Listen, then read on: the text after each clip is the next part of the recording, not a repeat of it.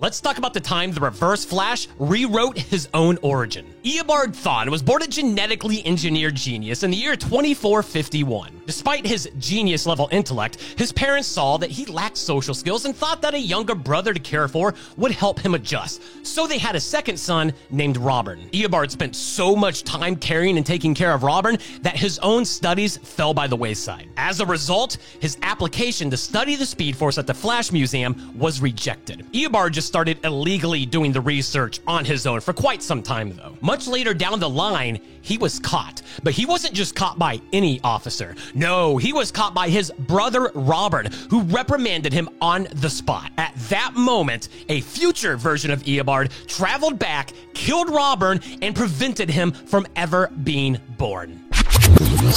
Eobard Thawne was born a genetically engineered genius in the year 2451. Being an only child allowed him to focus all of his time on studying the Speed Force. All of his hard work paid off, and he was accepted to study the Speed Force at the Flash Museum. Another established scientist by the name of Professor Drake announced that he was on the verge of proving the existence of the Speed Force. Eobard was ecstatic and begged him to collaborate, but Professor Drake refused. At that moment, the future version of Eobard traveled back and killed Professor Drake.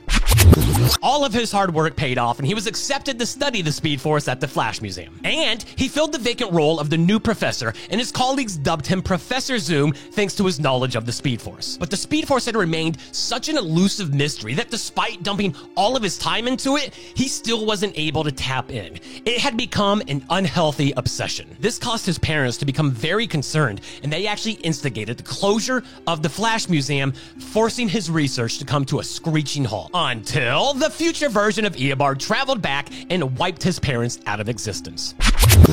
But the Speed Force had remained such an elusive mystery that despite dumping all of his time into it, he still wasn't able to tap in. But with no outside interference from things like co-workers and family, he was able to continue his research. Things started getting really interesting for Eobard when a lightning strike came crashing down in a field one night that unearthed a time capsule with a costume worn by the Flash. All of his years with uninterrupted research led him to discovering a single spark within the costume that was enough to successfully replicate the speed. He wanted to be a hero just like the Flash before him, so he started creating his own heroic scenarios, like pushing people off the top of a building and then catching them at the bottom. He had become the Flash of the 25th century, but the future Eobard lurking nearby already knew how this story ended. He knew this wouldn't last long. He knew Barry Allen would destroy his future. So now, having reshaped his own past, his sights were set on going back and rewriting Barry's.